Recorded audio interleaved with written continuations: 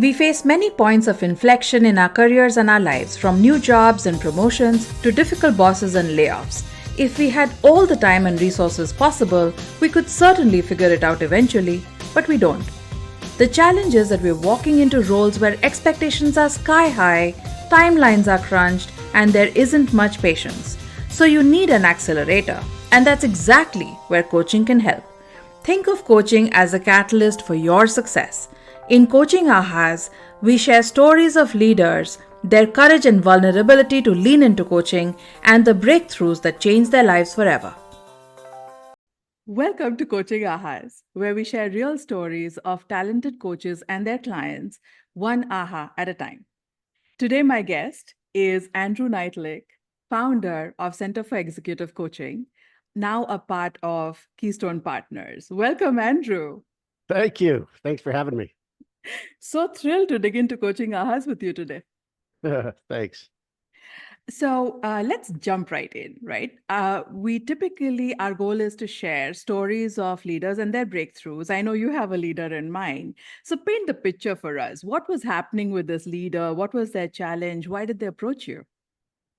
Sure. Well, I mean, I have a bunch in mind. The thing with coaching is they're all so different, but this one was interesting Yeah. because the presenting problem ended up being different than the concluding problem. Oh, So this was a venture capitalist. He wanted to be promoted to the CEO. He wanted to take on the CEO role of the firm. He was denied that opportunity, partly because he lacked the experience and maturity. But the way he reacted to that was not received well. It was seen as right. very sharp elbows. And but they did say, we'll give you coaching. Let's give you coaching to help you develop. And in the process of the initial part of the coaching, where we do the usual assessments, it was very clear that he came across as quite abrasive to leadership Right. and to his peers, although the people who reported to him loved him. His portfolio company founders loved him. Yeah. And so that was the starting point. A lot of his discussion was about, I can run this place better than anybody. The current CEO isn't very good. I want to tell the CEO he's not very good. I didn't like the choice. And so a lot of it was basic emotional intelligence stuff. Yeah. And then it also got to like, can he realistically be CEO at this company? And I think Right. at the end, he concluded, that wasn't really the point. When we started, he was saying, I'm looking for other opportunities to lead. He had some startups that the company let him Yeah. lead in. But by the end of the coaching, he certainly learned how to behave appropriately. He became more aware of his impact on others, but more importantly, he realized that this was a really good opportunity for him. It fit his Yeah. lifestyle, it fit his family, and none of that was really part of the coaching contract. So Yeah. I thought it was really a very delightful Yeah. engagement because he came to a certain peace with where he was instead of dissatisfaction with where he was. That is such a great story because we see this often, right? The problem that presents itself is not exactly the problem that ultimately lies beneath.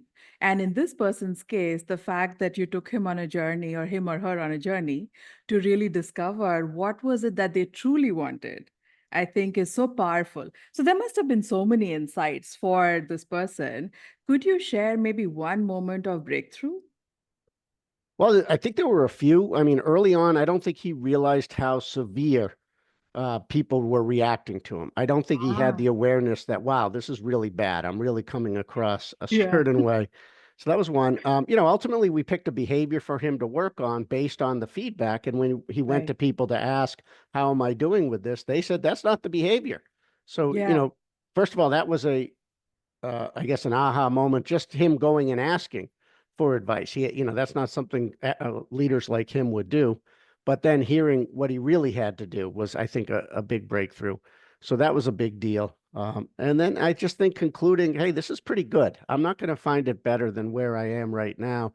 And so I think ultimately said, I'm just going to stay in my lane. I'm not CEO. I'm yeah. very good at what I do, which is investing in companies. I'll do this here, and I'll develop my leadership skills outside through other pursuits that, again, the company is very helpful in and supportive in letting me Yeah. do. So there were a bunch.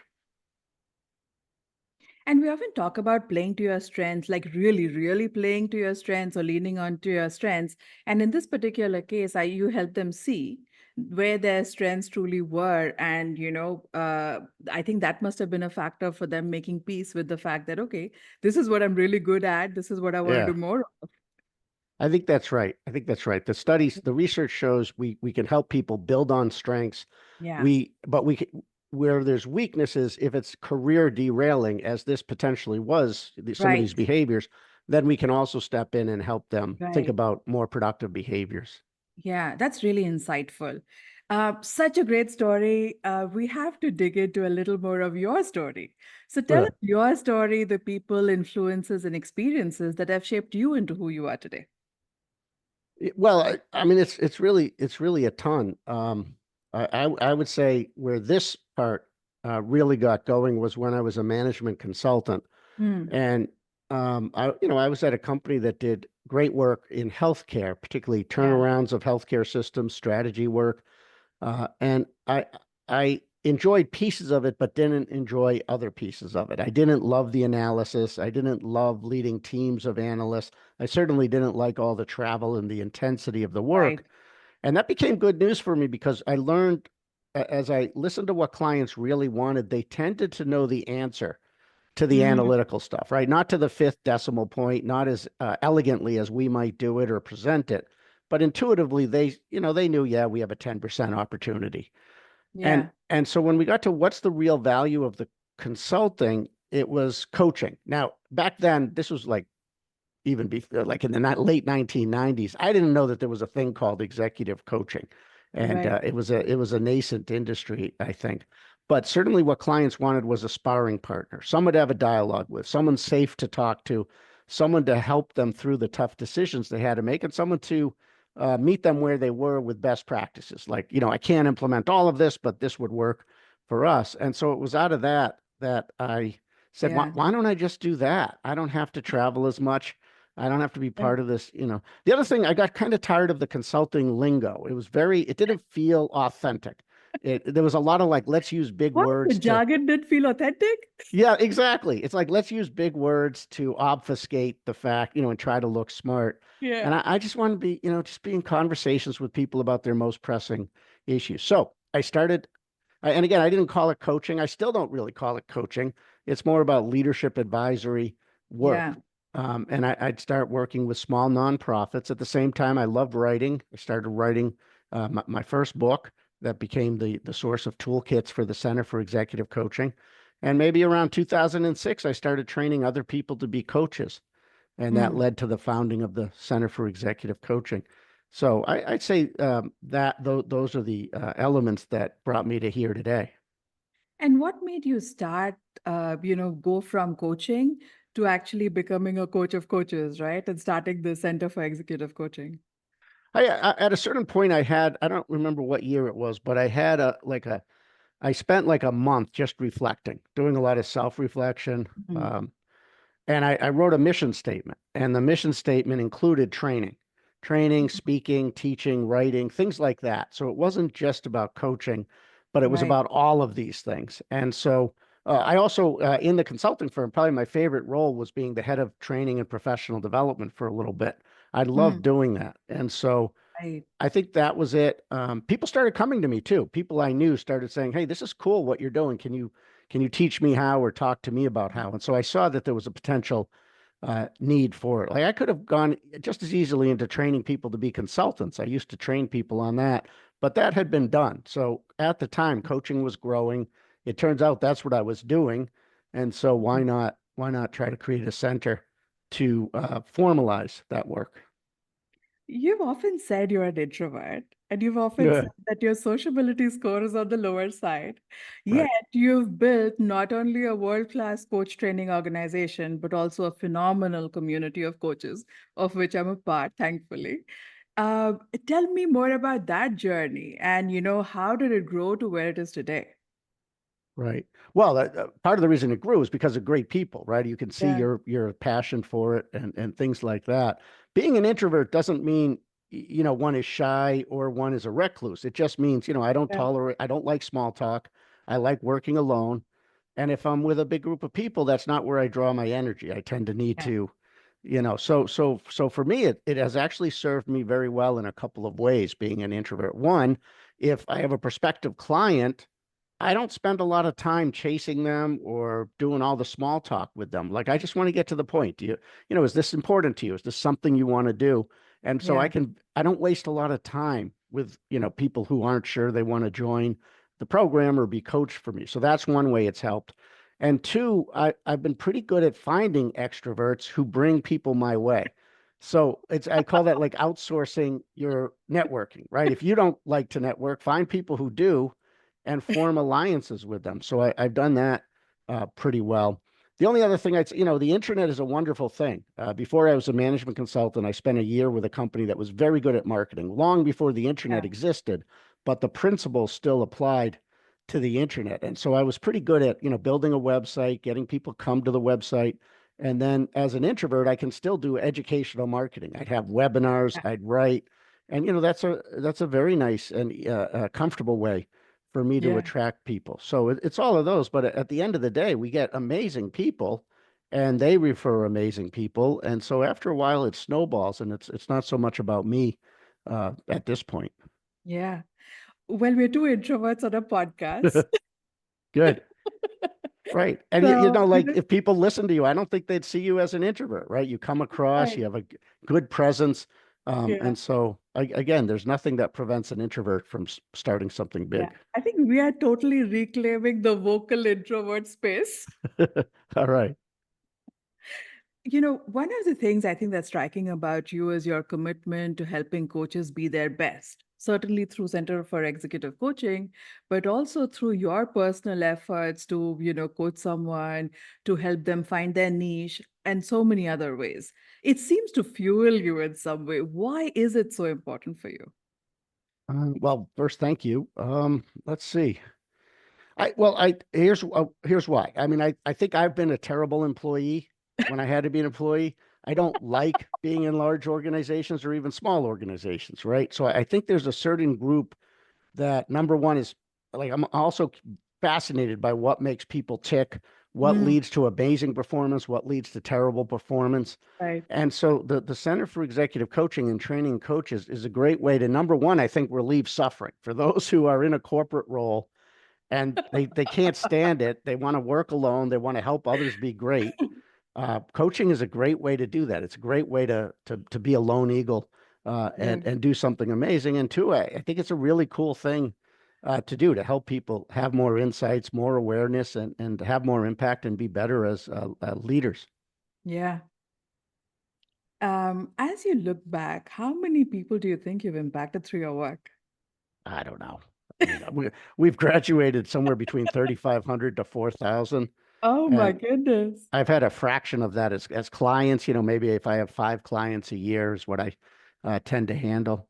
So, and the goal though is that those 4,000 people over, this is over 20 years. It's not like it's Yeah. every year, but hopefully they've impacted people. Either they're better leaders, Right. they've coached people, or even at home, they just listen a little bit more and use Yeah. some of the skills we teach. So, hope, but the best impact is when someone says, "I'm going to go do this." They build a company or their own Yeah. practice or they do something they love inside their company that helps and they feel great. So that's the impact I'm striving for, which is exactly what happened with me. Coaching solved everything for me. Work-life balance, doing something important that I love. It can be lucrative. And so I wish that for others who join. That's amazing. What is your favorite coaching question? But, it's well, first of all, there's different questions, right? When Mm. my favorite coaching question is the right question to ask at the right time for the right client. But if my go-to that I really like is just to pause and say, where would you like to go now? Like to let the client tell me what Yeah. they want to talk about instead of me telling them. I think that's a lot of my coaching is, Yeah. and I don't want to give away, the tricks or anything like that. But 80% of coaching is just being there with somebody, listening, Yeah. and creating an environment where they want to figure things out. And so saying, Yeah. where do you want to go next is really, I think, very helpful for them. I almost had a wager that if I ask you this question, you'll say my favorite coaching question is silence. Yeah, I thought about that, but I find silence incomplete. It's Yeah. we're silent. Let's see if the client says something. But then Yeah. we still, so is it silence and then? But I said pause. I like to pause for a couple of seconds and then Yeah. ask. So you were close. I would have wagered I would have said silence too. Well, think of the best leader you've ever worked with. What do you remember the most about them? Yeah, well, it's an interesting question because I've worked in business settings primarily. The best leaders are all the same in business to Yeah. me. It's kind of almost boring. And I don't think coaches love this because they want to hear about transformation and, the leadership you see in movies. But like I worked with one, he built a $350 million company, but he had it running like a machine. He recruited great Mhm. people. He had great processes. Hmm. He ultimately gave it away. He had a succession plan so that when he was in his 80s, he could give it away to somebody it was worth, it had to be worth $100 million or more.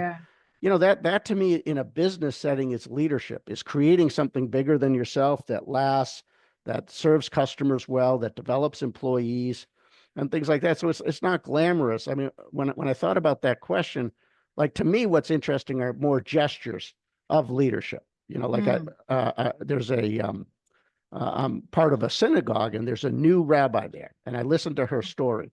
She was just in the choir at that place, and she became a cantor, learning how to sing chant all the things. And then at some point, a couple of years ago, she decided to become a rabbi. She stepped into that role, and just as she got installed, it's an older congregation, so tons of sickness the week she starts, a Right. hurricane, more sickness, Oh my another God. hurricane, right? You have the invasion of Israel happening as well that people, in the congregation are struggling to understand and suffering with. There's more anti-Semitism. So anyway, the point is she steps right into it beautifully. I mean, to see Mm. her, she is just grounded. She's leading the group. She can adjust, adapt. Am I talking to a 90-year-old? Am I talking to a young family? I mean, there was a family where the father killed himself unexpectedly, just Oh my suddenly. She goodness. had to deal with that. I mean, that to me, when I think of leadership, is like stepping into a very difficult situation and shining. And I think she's Yeah. shining. I don't And coach making it her. better. Yeah, making it better and just sort of being this like just standing for the values of everything. So people Yeah. have this sense of calm and it's going to be okay, even when everything seems to be falling apart. So Yeah. I don't coach her. I'm observing her, but I'm very impressed. Such a great example. And, I think I always say that we talk more about the leader than about leadership for some reason, right? Mm, We yep. talk more about the person, their competencies, than the impact they have on their environment, their people, their organizations. And so this is such a great story because you're truly looking at the impact this person's having. And, that's what stands out for you. So much wisdom, so many great stories, so much fun. Thank you so much, Andrew, for being on Coaching Ahas with us. Well, thanks for having me.